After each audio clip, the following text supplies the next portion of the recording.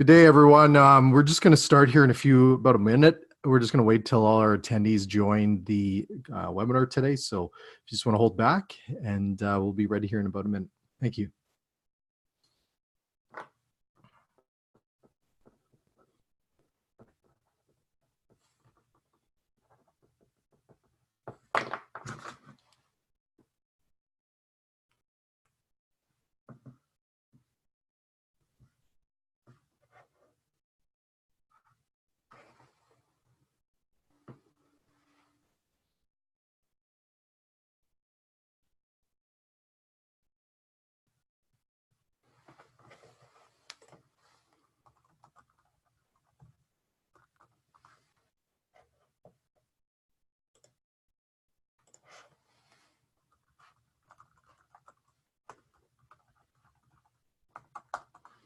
Okay. So we have a lot to go over today, and I'm super stoked to be able to host this webinar today, our first webinar of this season, which will be Michael Adet today. So I'm going to open up here and just want to first of all thank all of our attendees and everyone that is going to be joining us today for this webinar Wednesday. Like I said, this is our first webinar Wednesday this year.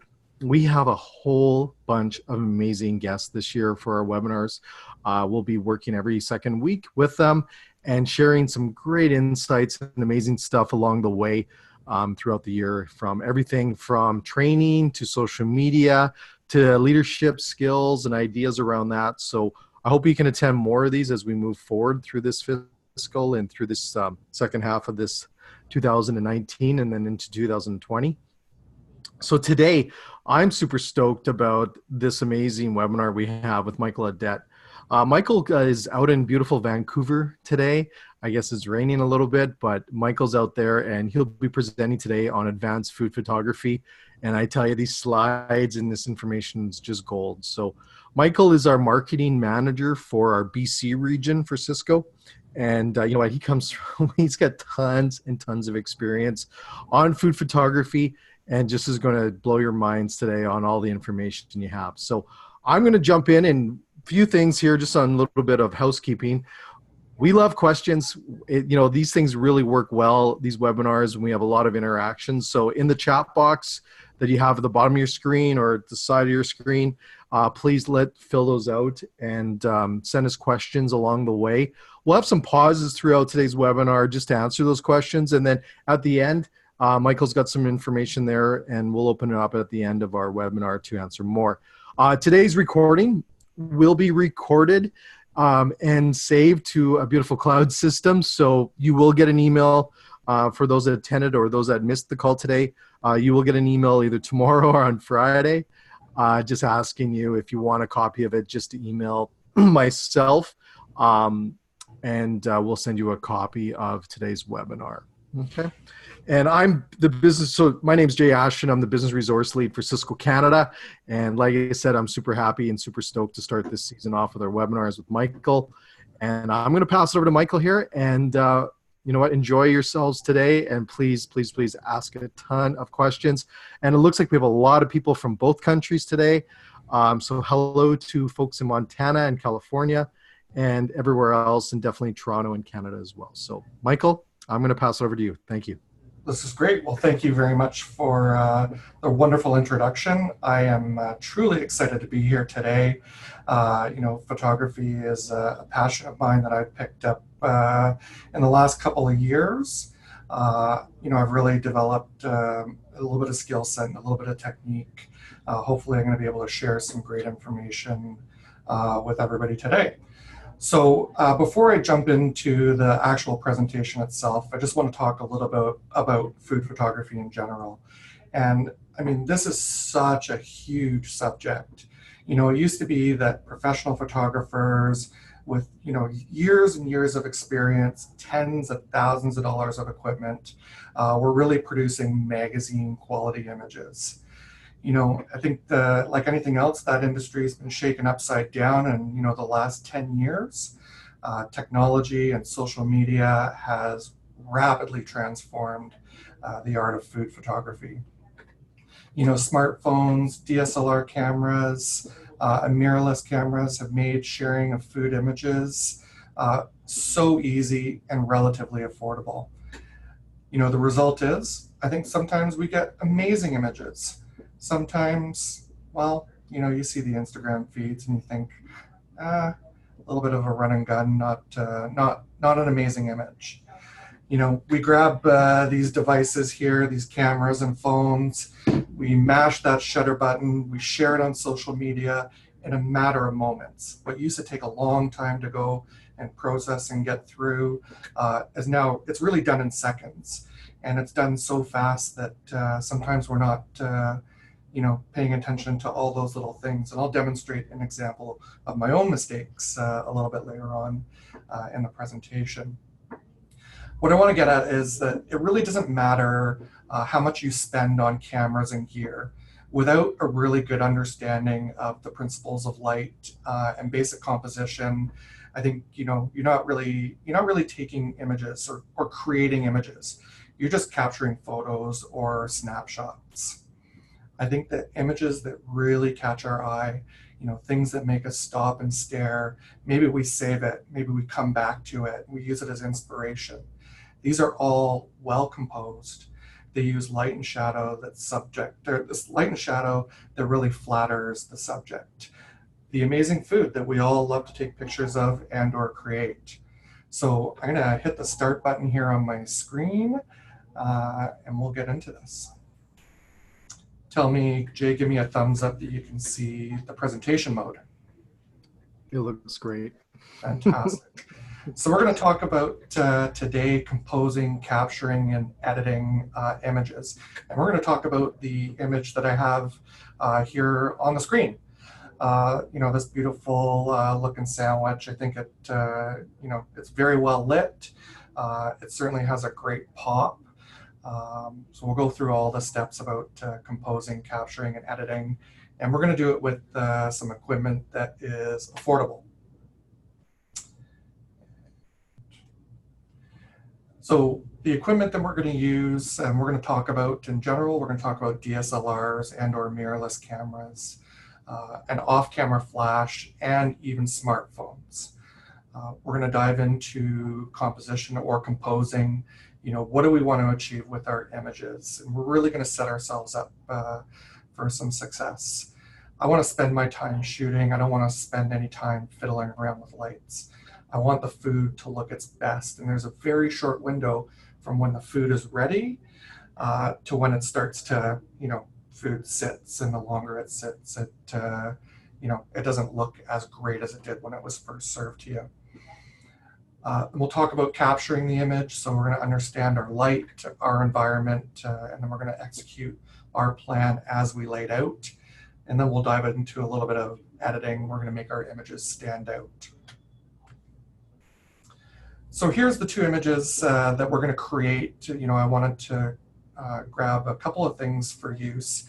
I want to think about a little small sandwich shop that I created, little Robson Street Smokehouse, and they need a couple images. They got this new pulled pork sandwich. They need some images for their social media as well as their digital menu board.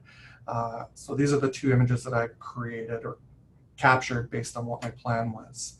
And I'm a very visual person. I need to see things, how they're all framed up. So here's an example of what a digital menu board could look like based on the image that we grabbed. Does that sound, fairly reasonable? All right, let's get into some of the equipment that we're going to use. And I want to say affordable, but I'll get more on that. So, this is it. This is the first camera that I purchased in 2012, a Canon Rebel T4i, so a consumer grade camera. When I bought this, I promised myself that I would do two things. I would learn how to use it, and I would never put it into automatic mode. I wanted to get the most out of this because I spent, a good little bit of money on that camera to, get some great images. So I really wanted to learn how to use it. You're gonna probably say, why Canon? Well, that was my first camera. I started to use it, and I find it very easy to use. Canon has, they've been around for years and years and years. So they have a great lineup of lenses, you know, and then affordable. There's a lot of good entry level stuff. And then you can get into the professional, you know, where it's tens of thousands of dollars for one lens. But you can start out with just over $100 and get images that are absolutely amazing. And then my only tip would be is no matter what camera system you're going to use would be to invest in good lenses. The camera body can always be upgraded down the road. That lens should last you forever.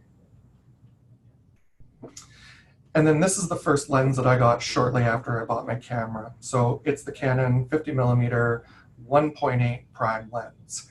So 50 millimeters is the focal length.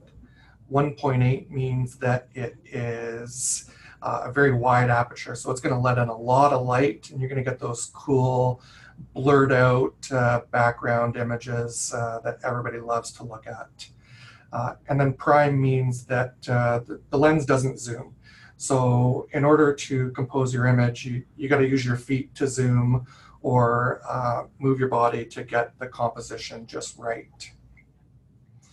If you want to do a little internet research on it, some call it the Nifty 50 or the Plastic Fantastic. It's $125 brand new. You can find them used relatively cheap, and it is truly a fantastic lens, a great learner because of that being a prime lens. So you really have to, you know, use it to focus. So it's really going to help you develop those skills for great composition. And then this is my affordable one light setup, and affordable being a relative type term. This is the equipment that I use to capture that image. I use actually a few extra tools in my toolbox, but I'll talk about that a little bit later on.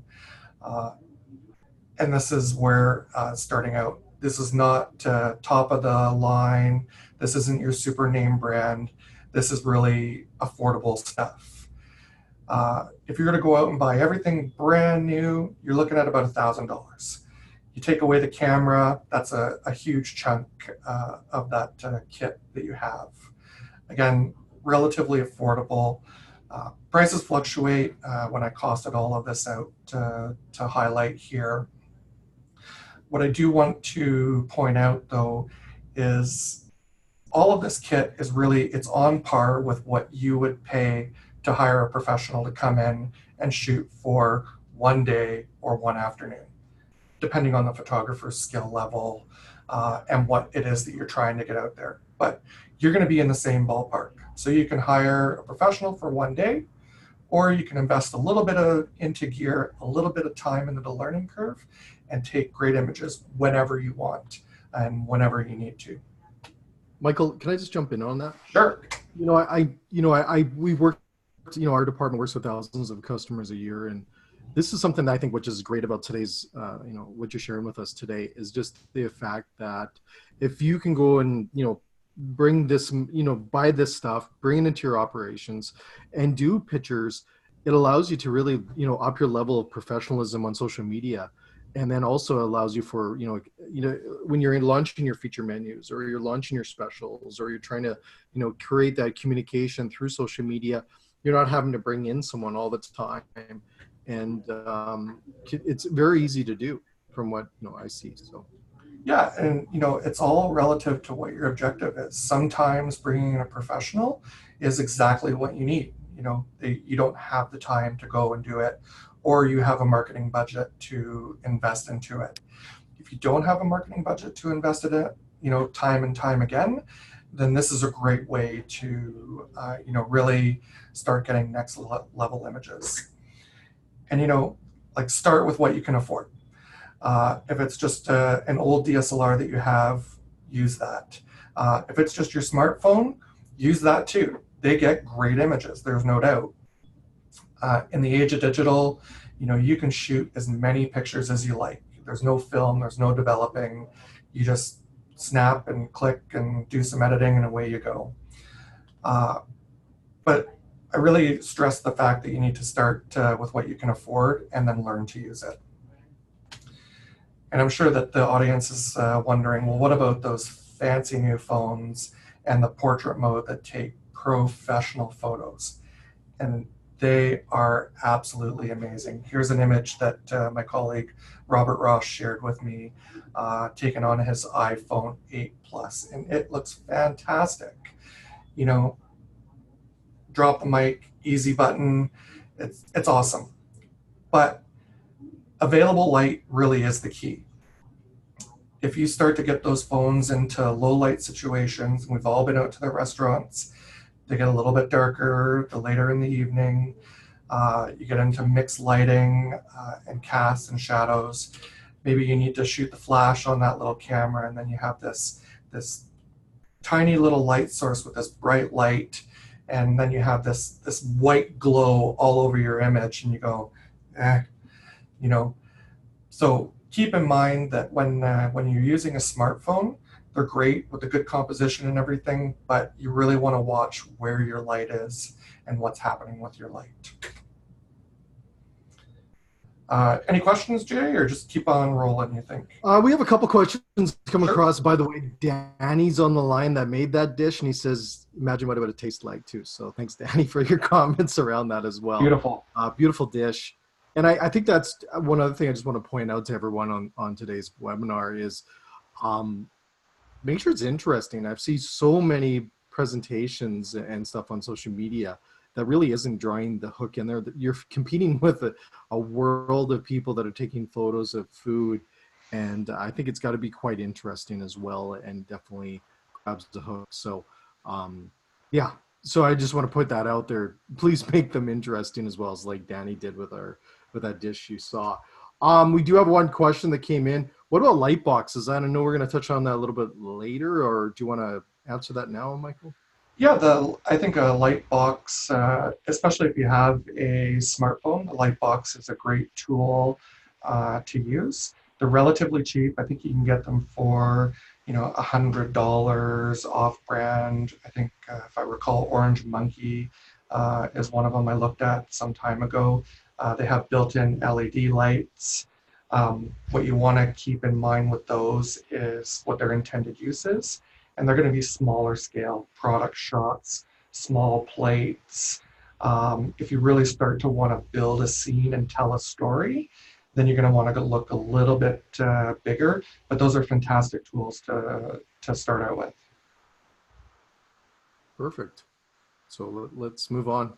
Okay, so composition, what do we want to achieve? So the little sandwich shop that I created, we're going to think about those guys in mind, and we want to, get a plan together for what we want to do. So we know that we have this brand new pulled pork sandwich on the menu, served with kettle chips and a house-made pickle spear. And then we know that we want to take some photos. We want to be able to, tweet them out, Instagram them, and promote them. And then we need an image for our digital menu board, because our little sandwich shop has a digital menu board, and we want to highlight that brand new item. So we want to think about how we're going to frame it up. So we know that we want to shoot it heads on or at 90 degrees, because what we want to do is we want to showcase the sandwich. We want to show height. We want to show layers. We want to show color. And we're going to get that by shooting sandwiches head on. We want to think about the mood. So what's happening in our little sandwich shop? Is it really bright and airy? Is it moody? Is there some crazy color contrast things happening? Do we want to include a human element? Do we want some hands holding that sandwich? What is it that we really want to achieve? We know that we want to have some negative space. So what is that? We want to have some room around our sandwich to be able to put in things like a headline, some copy, a price, or even a logo. We also want to think about any props that we have. So is there napkins? Is there baskets, wooden boards? What's happening with our surface? All these things are, really good questions that we want to ask. Now, don't laugh. I'm a great photographer, a good designer. I can't draw worth a darn, but what I do is I will, if I'm looking at a project, I will sketch it out, what my composition is. So I know that I want one picture for social media. So I want my sandwich in the center of the frame with some headroom at the top. because I want their eyes to be drawn at that sandwich. And I want to utilize the rule of thirds and the rule of odds. So the rule of thirds is basically if you were to draw four imaginary lines, two horizontal, two vertical, that would divide up our scene into 9 quadrants. And we want to have our sandwich intersecting at one of those lines. And it's a tried and true method of composing images, not just food images, but where it sits on that line really draws the eye into it. And then the rule of odds being we want to have, typically 3 elements. Chefs will do this intuitively when they plate or serve things. You'll notice that they're always in 3. I always want 4 scallops on my plate. I always end up getting 3. So I spend some time sketching it out. And Michael, it's so we fight over when we're having dinner who's going to get the last bite. Right. Right. But what I think is important here is, especially if I was going to hire a professional and I wanted my professional, they're on the clock from the minute that they walk in the door. So I want to get as much as I can out of them. So in my pre-work or my pre-meeting, I would sit down and sketch everything out with my professional so that we can move through the shoot as quickly and as efficiently as possible. Can I just mention one thing, Michael, if you just want to go back to that slide? Yeah, Sorry. sure. I just want to, I'm just going to use all the schooling I have from going to art school forever. One thing also I think was really good is what you brought up about the 1/3 and really not having that image centered on the picture. I see that too often. We'll try to get our best where the burger's right in the middle of the photo, or the image is right in the middle of the photo. Our eyes are not attracted to that asymmetrical model. And if you look at the face of a human right now, we're not identical on both sides of our face. And we find people attractive and we like looking at things, right? Our eyes, when it is perfectly, symmetrical, or you look at that image perfectly in there, it actually becomes less attractive for our eyes. We're more attracted to things that are not perfect, I guess it is, in a sense. So I really recommend, I see it too often. I love the fact that when you have that negative space, it allows you to put a lot of good text in there, comments, messages, or your brand. But definitely when we look at those images, set it off to the side. It really makes it more interesting. And that's what our eyes like. We like that, right? We don't like when it's perfect, to be honest. So here's a great example. My next read, I just got this, and it's a book on mastering composition. So, being always trying to study, always trying to learn and improve. My next read is mastering composition. Exactly, and I think that's one thing too, why we go into 3s and 5s when we're presenting food, or you're taking pictures of an appetizer. If it was 4s, I think what we do is we try to balance it out. Our mind just not attracted to that very asymmetrical model. So yeah, awesome. I just wanted to mention that. Use those 5 years in university for something. Funny. So now we're going to move into the capture stage. And what I want to do is I want to frame up 2 scenarios based on 2 questions. And then we're going to set up and then capture our image. So the first question is going to be location. And in the restaurant business, this is a huge thing that you need to look at. So where are we going to be shooting? What time? What's happening in the restaurant at that time? What's happening with the surroundings? What is our background going to look like? What kind of surfaces do we have to shoot on? And then our second question is light. What is the quantity and what is the quality? So different types of light. We have natural light. So are we going to be by a window? Are we going to be on the patio? What time of day are we going to be in those locations? What's happening with the light? Is there sun, cloud, or shade? And then there's available light. So there's tungsten light, which is typically orange, fluorescent, which is typically white. And then LED can move between those 2 colors.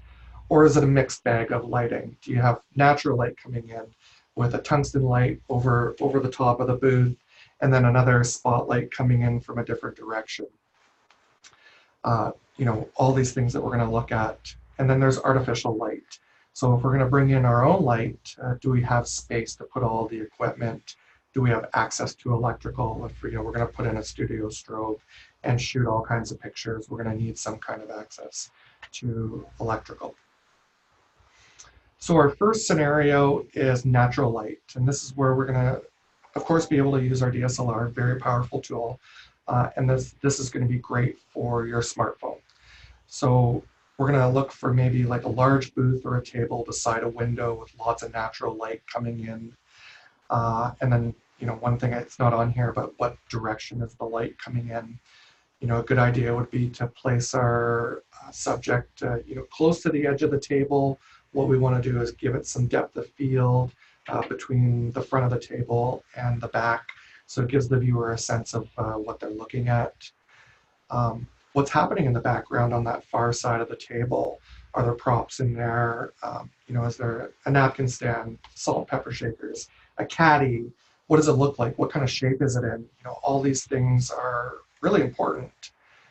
We're going to want to shoot typically in the morning, usually before the restaurant opens, because we don't want to disrupt business too much. So we know that we're going to be shooting sometime when the sun first comes up, to call it the midday sun. So the color and intensity of that sun will change between when it first comes up and when it hits the top of the sky. So that's, very important details. A good photographer, again, they're going to look for those types of qualities. Hopefully they do it on the pre-work and they're not surprised when they walk in. Or if you're shooting your own pictures, you want to observe what's happening. We used to, Michael, back in the art world days of my life, we used to call it the golden hours, right? Those Yep. golden hours. And surprisingly, we're coming up to the fall. The fall has some just amazing light that comes through the fall, especially with the colors that are coming out through the fall as well, with the trees and, the environment around us just turns into beautiful colors. But the lighting gets just prime in the fall as well. Yep. And the natural light, it's beautiful. It's amazing. It can be hard to work with. It can be just as hard to work with as artificial light. But you are absolutely correct. So our second scenario is all about the artificial light, and this is definitely where we're going to have our DSLR mirrorless, because we're going to bring in an off-camera flash. We're going to create our own light. So this scenario might be we have a table at the back of the restaurant or a section that's not always used. We could even be back into the kitchen or in a prep area where there's all kinds of crazy mixed lighting. The light really doesn't matter because we're going to turn off the lights in the camera. We're going to turn on our external light and create our own. Are we going to have enough space to prop our scene and make it look like something's happening? Do we have the space to work? And of course, the available electricity. So for this image that I created on our cover, the beautiful sandwich, I don't have a restaurant, so I shot this in my living room, and I shot it using my basic light setup with a couple of additional tools.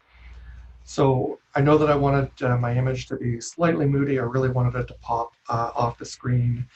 So what I did was I took a piece of black foam core, I set my prop on top of that. I just wanted to minimize reflection. I placed my background, a little bit away from the subject because I wanted a little bit of fall off. I didn't want that background to meld into the sandwich itself. I wanted that separation. And then I brought in a key light with a grid. It comes with the softbox that I showed you. It comes with a grid, so there's nothing additional to buy. And I wanted the light to come in from right to left. So to light up the front of the sandwich and then start to get a little bit of shadow on the left-hand side of my image. And then I used a little bounce card for a little bit of fill. And then I brought in one of my extra tools. I had another flash, so I put a light on the background to help with that separation and really get it in. So I've included a little diagram here on my slide. Here's how I set it up. I got my camera connected to my laptop and everything so that when I go to set up all my gear, I know exactly what I'm doing. So here's the setup in my living room. Again, because I knew what I was doing, it took me about 20 minutes to get everything set up and ready to go. I do want to point out, I want you to look at the lighting situation. What's happening? Top left-hand corner has that orange glow from the tungsten light. And then this left-hand side has natural light coming in, so you can see the direction of the shadow that it's casting. And then, of course, I got my computer connected to the camera. I got the light set up. I got my prop in. I'm ready to start shooting. So before I bring in the food, what I want to do is I want to dial in my lights and my exposure. So what I did was I took a bun that I wasn't going to use and a little jalapeno pepper that I hadn't cut up yet, and I positioned them and started, firing a few test shots just to kind of see what is happening with the lighting. I want to make sure that when the food comes in, that I'm ready to go and ready to start shooting. And then, I kind of took my time and I built my sandwich, and then I came back in, and then I started to shoot. And, here's a couple of the things that, as I learned and developed skill, these were game changers for me. I learned how to shoot in live view or remote control. All DSLR cameras have the ability to connect to your computer and shoot in live view. Once the camera's set up, I can control everything from the computer and fire the shutter button. The only thing I can't do is dial in focus, because I have to do that on the lens itself. Again, there's no additional cost. That software comes with your camera. And then I shoot tethered into Lightroom. So as soon as the camera takes a picture, it moves the image over to my post-processing or Lightroom, or the digital negative room, where I can look at my image live and make any adjustments that I feel. I think I had a fairly solid plan put together, so I didn't really have to make a lot of adjustments with lighting and positioning and whatnot. The last thing, and this is I can't even begin to tell you how huge it is, and it's shooting in RAW versus JPEG format. Again, every digital camera, consumer, pro, they all have this ability. And what it does is when you shoot JPEG, the camera does some processing for you. So you're, instead of recording this much information, you're recording this much information. And the camera makes a bunch of decisions for you based on the parameters or what it knows to do. RAW enables you to record a ton of information, and it's all there. There's a couple of pluses and minuses. RAW files are huge file sizes, so they'll take up a lot of storage on your computer versus a JPEG image. But it really gives you the ability to control and then develop your images. And I want to demonstrate an example. Last night for another project, I was pulling some images and doing some editing. This was taken on a trip that I took last year to Mexico. We arrived at this beautiful natural phenomenon called a frozen waterfall. After a harrowing taxi ride, I was so excited. I started shooting pictures, and I got to this picture and thought it was great, and I was excited, but I didn't realize I had a setting that was not correct on my camera for a good exposure, and I got this, and it looks totally washed out. And I looked at it at first, and I wanted to hit the delete button. As I started to edit it, because I shot it in RAW, look at how much detail I was able to recover. The sky's back, the clouds are beautiful, the mountains are green, you got amazing depth of field, and you got that little bit of a natural water feature that's happening, and all the detail in the ground and whatnot. So it was all there. I was able to save my image, but only because I shot it in RAW.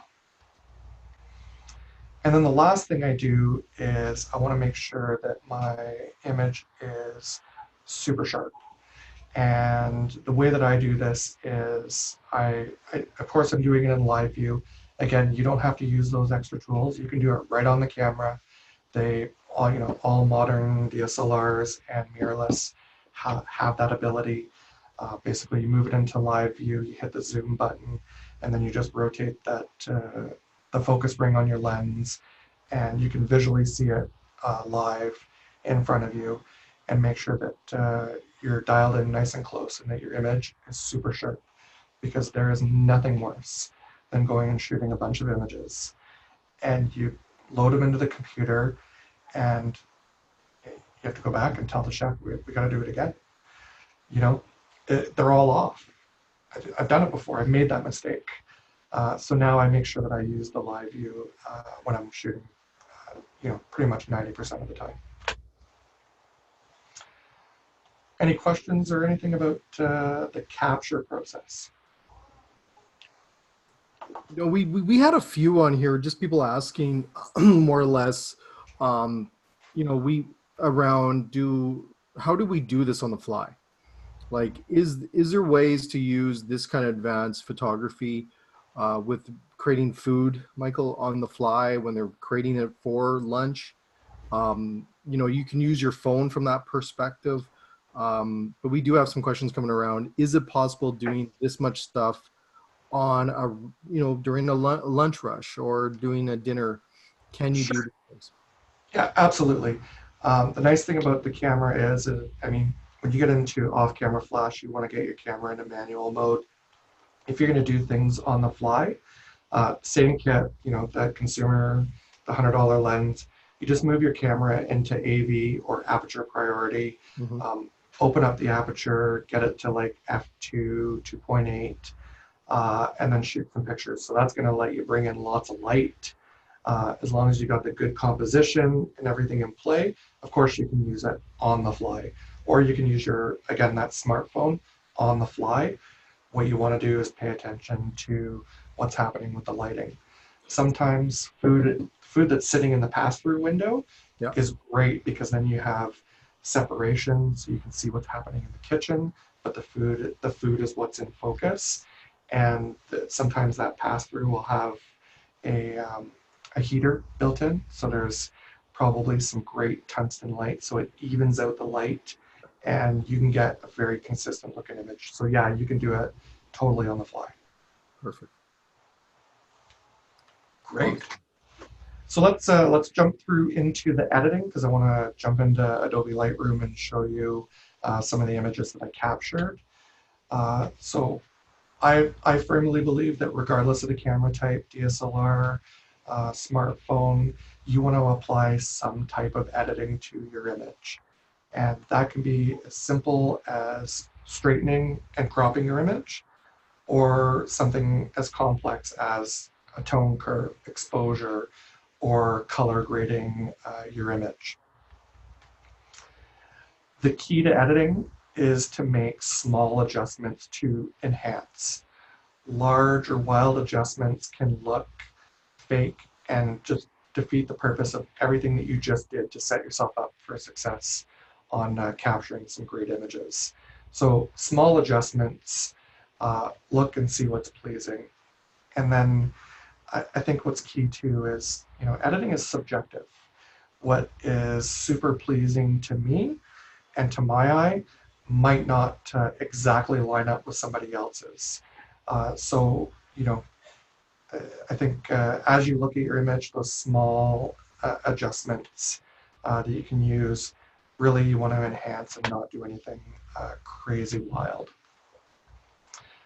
So I use Adobe Lightroom. Here's just a screenshot before we jump in. Adobe is a subscription-based software. There are a lot of other options out there. Your camera, if you buy a DSLR, it comes with some free software that has the ability to edit raw images. They're good. There are other single fee purchase softwares such as Capture One or On One. Those are great raw image editors. For smartphones, there are apps like Snapseed, Enlight, or A Color Story. Some of them are free. Some of them have in-purchase apps or filters that can help improve your images. And then Instagram has some great built-in editing features into their software as well that can help you get some great images. And I was lucky enough that I saw a preview.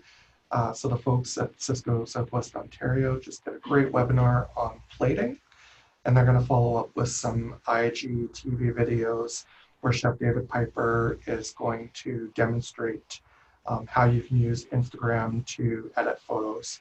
I've used Instagram to edit some of my photos. I'm personally not a fan of the filters. That's just me.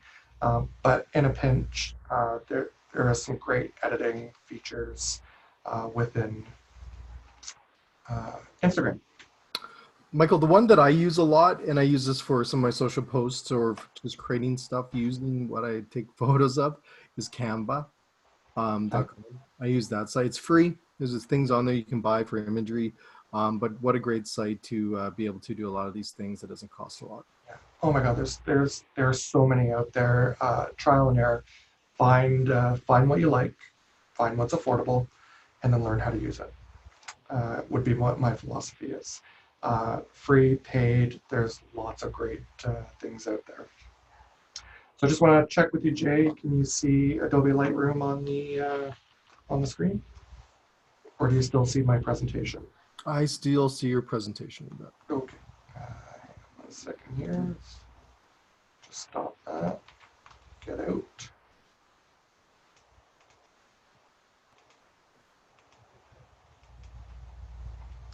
Now, hopefully, you see Adobe Lightroom. A bun and a pepper. Yeah, okay. That's what, yes, we were actually seeing it before. So sorry about that. I No thought it was your presentation. problem. They look so similar, those screenshots. So here are all the images that I captured in my photo shoot. I believe that I took 42, 42 images.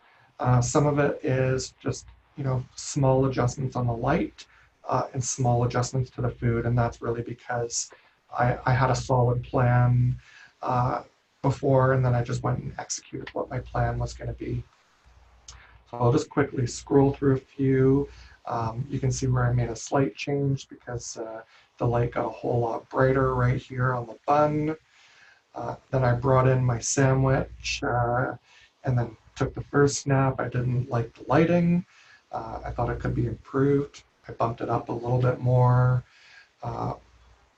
And they're not going to be a lot different. It's just kind of playing with lighting and looking to see what I like. Again, these are very, very small adjustments overall. I brought in a can of soda because I thought it would be cool. It turned out that I didn't actually like it because of the line right here on the can from the flash that I was using. I could have done a couple of techniques to get it out. I could have done a comp where I change my lighting scenario, light the can properly, and then bring the two images into Photoshop and basically reveal the can over top of the other one. It's a great technique. It's used quite often in food photography, but I didn't have a lot of time. I didn't really put it into my plan, so as you move through my shots, you'll see that I moved on from it. And then there it's out. I didn't like the pickle itself either. We got to I cut it up and just repositioned it, just playing around with it till I got to somewhere and or something that I liked. The one thing, Michael, that I really enjoy with your photo there, and I see this a lot, and some of our teams across Canada will use this as well, is using natural sources for your plate there. We'll see this on cutting boards or different things. I think it's there's lots of texture there, a lot of cutlery, like there's different colors, I guess, comes from the wood grains, and I find it quite appealing. So, I do see that it does help with the photos, I find, is when we're using natural sources like that. Yeah, it's super on trend. This wood has some Very rustic. awesome detail coming in from the lights and whatnot. So I started this image. This was my image that I ended up editing down that I used in the front. So what I'm going to do really quickly here, and I've just jotted down some notes, so I'll just move again really quickly through it. Everything that I've done to my image here is just small adjustments. So the first thing I'm going to do is hit the reset button, and here's what the image looked like out of the camera. So you can see how powerful, pardon me, of a tool that Adobe is. So the first thing I did was I didn't like the white balance on it, so I just changed that a little bit to change the color contrast. the tint sort of stays at that plus 12 default. Then I'm going to move down, and this is just, again, personal preference. I always enable the lens corrections and chromatic aberration. You can Google what those terms are. The profile corrections are the most important because, you know, cameras and glass, they're round, right? So they naturally distort in the corners. So the Adobe software has basically has every lens created, their profile built in so that it will correct that distortion. The really nice thing about, again, I'm going to refer back to that starter lens, that 50 millimeter that cost $100. It has very little distortion naturally in that lens. Uh, so it's a great tool. What I'll do is I'll bump up my contrast just a little bit. I won't really do anything to the highlights, shadows, or whites because I think that it was quite nice. What I will do is I'll just drop that black point down a little bit, and then we can see the blue that's coming in. Basically, I have it set up that it's telling me that it's clipping or not recording information. I'm not going to worry about that. I'm going to be able to fix that with just a couple of more settings here. I'm going to add a little bit of clarity. I'm going to add a little bit of clarity to my image. Usually about plus 20. Dehaze, I go about plus 10. And then a little bit of vibrance, a little bit of saturation. And again, I've spent a lot of time in Adobe Lightroom. I'm familiar with the features. You know, guys, I learned a lot off of YouTube. There's a lot of great resources, a lot of people sharing information and bits and pieces that can, again, really help to develop those skills that you're looking at. And then sort of when you kind of get into the saturation, I just want to bump these colors up a little bit, you know, in our jalapeno, maybe in our cabbage. So you can see how much the image has changed. And then the last thing I'm going to do is just do a quick crop on it. I'm going to select, you know, an Instagram sort of friendly, or maybe not. Just go to the shot and just. I think also, Michael, just I want to point out here too, is that color. I can't express enough when we look at food and we don't see, or you see in all browns or all greens with some browns are missing. I think it's very, very important that you watch your balance of color within the images as well, right? So definitely I do. And I think it gets tricky with sauces, right? Because typically, you know, you'll have your gravies. I see that a lot. We'll drown our steak in a gravy, or we'll drown our products in gravy, and it really doesn't do justice on that. So just be careful with those. And then also, you know, the smear, that too. You know, we don't see, it was kind of trendy a while ago, a few years ago. We do still see some of that happening. But I think just be careful on the sauces and the colors. It doesn't, I guess, do justice to these beautiful dishes that a lot of people are putting out. Yeah. And again, like, so here's the image with the edits that I've applied. I'll show you a side by each. So the before, the image on the left is before I applied any edits. And then afterwards, I would probably spend a little bit more time just doing a little bit more to it, but I wouldn't go, my final image, I didn't go much more beyond what I'm demonstrating here on the screen. Again, some of the features that I talked about, highlights, blacks, all these things, all those tools are also available in Adobe, or sorry, in you know, your other apps such as Instagram or things like that. Michael, we have some questions while you get up the Yeah. slides. Is the direct light or offset light?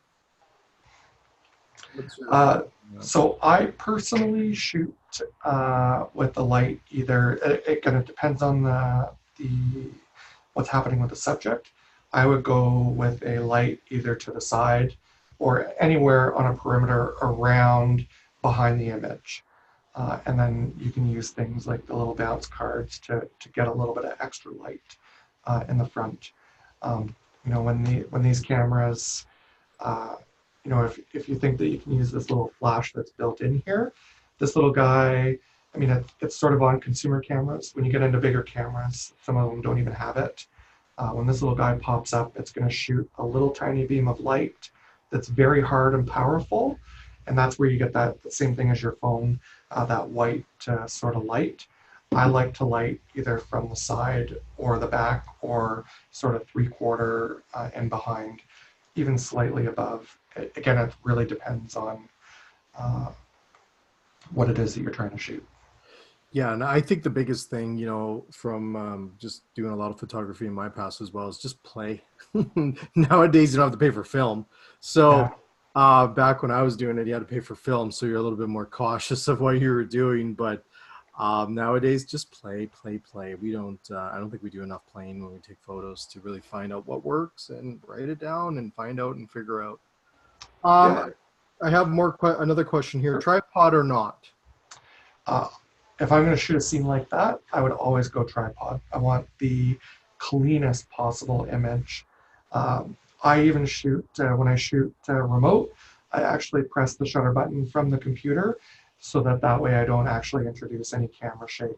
If I'm not connected to a computer, I'll put the drive mode on the camera into a 2-second timer Yeah. or even a 10-second timer, hit the shutter button, and then take my hands off.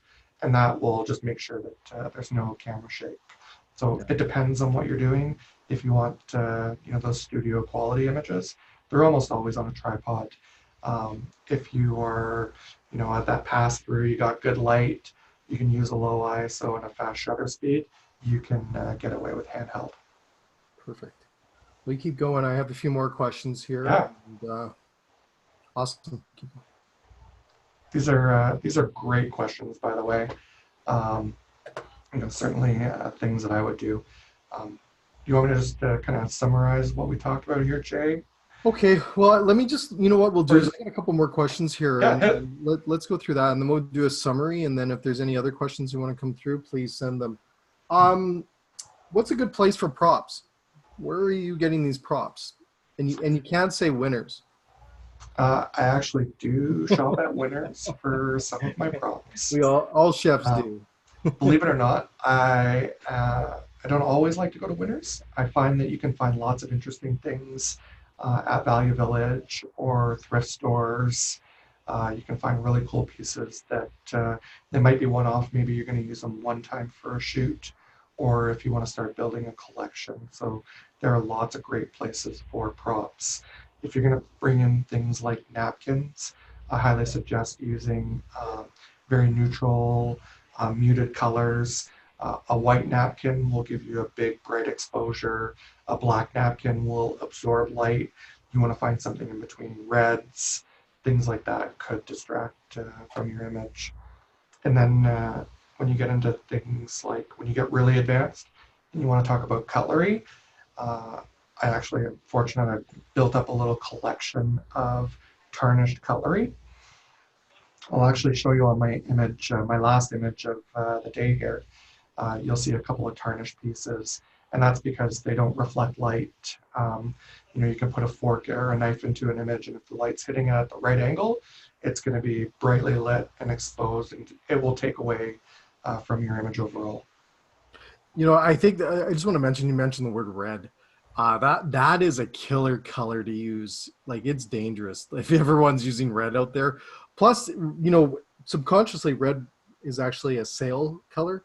So, I'm big on helping restaurants make money and stuff like that. So we don't always put stuff on sale.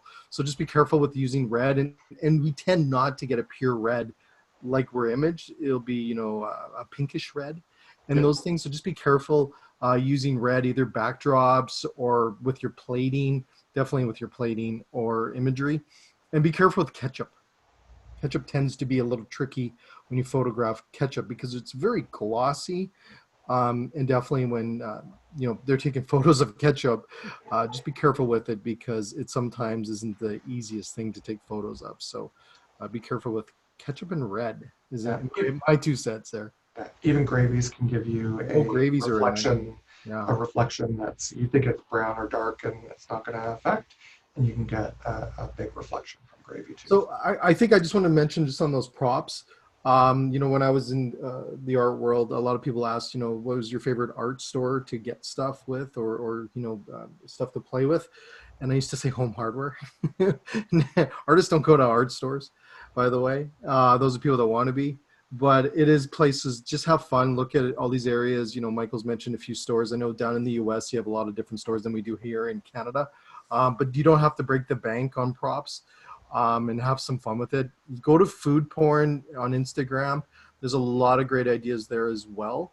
And really have fun with it. And like I said, you're competing in a mass market here of different people trying to get that attention out to your guest or to draw new guests in. So please look at different things you can do to draw that interest in. You're competing in a very vast market of different images on the internet of food. So one other question here. Yep. When you are shooting and viewing a shot, do you use a large monitor when you're using your Lightroom? I actually just use most of the time, if I'm either here at the office or even at home, I'll just connect it to my laptop. I have a little 13-inch MacBook Pro, and I find that the 13-inch screen is sufficient. I have shot portraits. Uh, we did a lot of portraiture here for a lot of people in the office because portraiture, I mean, it's personal. It's pictures of people, and people are very conscious of self. I actually shot with a external monitor that the person who I was shooting could see the image as it came out of the camera, and then we can make decisions about, mostly just posture, positioning, or posing, so that we're getting great images. Perfect. We do have a question on here, and it's about smartphones, and today was really about advanced photography that Mike was working on. We did a presentation last fall on using smartphones and how to gather that. If you want to email me, and everyone will be getting my email on today's call, email to you, or if you don't have it in the registration, I'll send you that presentation on smartphones and what to use within that. If you want to email me any questions around using smartphones, Yeah. I will send that presentation to you. That was a great, I was on that present. I was actually an attendee for that presentation, and it was very well done. There's lots of great tips and tricks, certainly to get you started taking great images with your smartphone. And we do have a question here. Where did you go into Lightroom to resize your image to fit in Instagram? There is a setting. It's in the crop tool setting, and there is an aspect ratio. Instagram likes the 4:5 or 8:10 ratio if you want your Instagram photo to fill up the entire screen. There's actually a really neat way in Adobe Lightroom. You can actually set up your export features, so you can get to a point where you're exporting your image, get everything set up, and you can use it as a preset. So when you go to export your image, you dial in the preset, and they're set for Facebook, Instagram, as a client, full render or something for the web. Perfect. And also I know on Canva, there's options in there to do your photos in Instagram mode or Facebook. They'll give you different templates to work within what you want to post through social media. I use it. It works phenomenal because it already builds in the ratios of what your images need to be to fit those media outlets. Yeah, Anyways, nice thing, one more thing about that is that the Adobe Lightroom, it will resize your image correctly for Instagram if you set it up to export that way, because it will put out a file size that Instagram works with. So Instagram won't compress your image further, right? I've looked at my images sometimes and be like, whoa, that's way different from uh, where I had it before. And that's because Instagram is applying some compression to the image. which either change the colors or the file size. Perfect. So what we're going to do, thank you, Michael. What we're going to do is we're going to wrap up here. I'm going to, just because we're running out of time here, and lots of great questions. If we didn't get your question answered, we'll answer them in emails because we have all your emails for registration today. So we'll make sure we answer those directly to you off of today's call. So thank you for the questions. Michael, I'm going to pass it over to you for a summary. Great. So it's been on the screen here for a couple of minutes, but really, I think when you get into food photography and you start to want to really take your images to the next level, there comes a little bit of thought and a process into building your images. So you want to make sure that you're using the right equipment for the type of shot that you want. You want to create a plan where you're composing your image, you know what you want to do so that you're maximizing the time. You're not spending all day propping and primping and getting images ready. You just want to be able to get in there, shoot what you need, get it out on social media, and market your business. That capturing, again, if you got a solid plan, the actual process of taking photos is quite fast. And then you always want to do some editing in your images post-production. I am Michael Odette. Here is my contact information, odette.michael@van.cisco.ca. If you want to check me out on Instagram, I am at YVR_food guy.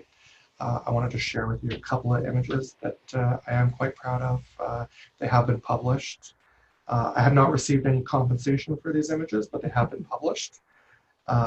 So I've had an image published on our National Healthcare magazine.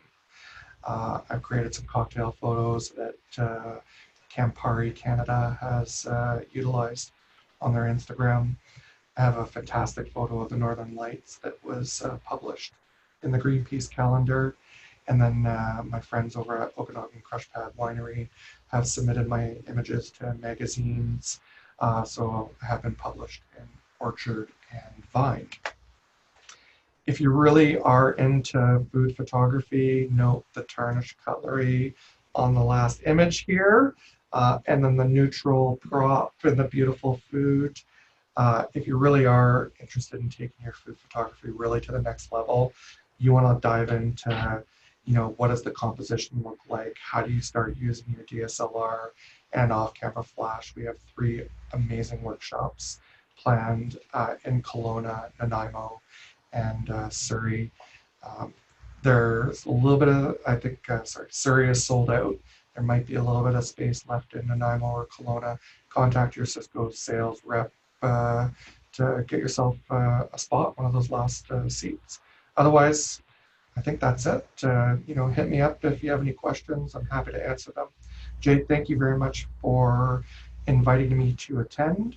And then please mark us down. I want to get Chef Zai creating some dishes, and we want to shoot some stuff live. So think about a live webinar with our chef in our new kitchen, and then taking some great food images.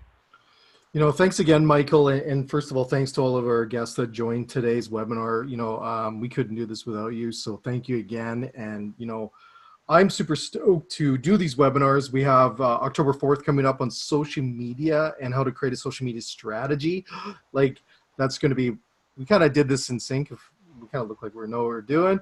You got to get good photos, and then we're going to show you how to do social media strategies and social tips using one of the companies that we work quite closely with Order-Ease.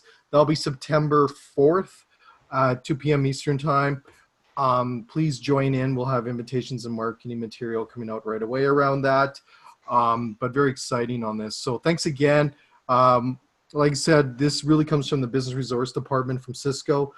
We do these things. We host workshops. We host all these different things like this. Just really help our customers' business succeed. We're big on really helping you drive your business forward is what we do, and this is what we live for. So thanks again, everyone, for today's awesome webinar. Thank you, Michael, for all the work you put into this and all the great information you shared with us. Like I said, if you do have questions, email us. We're always available. We love questions coming our way. So please, please, please do that. And we'll see everyone on September 4th for our social media webinar. And have a great rest of your week. Have a fabulous weekend as well. Thank you, Michael. Thank you, everyone. Thanks, Jay. Have a great weekend. Thank you.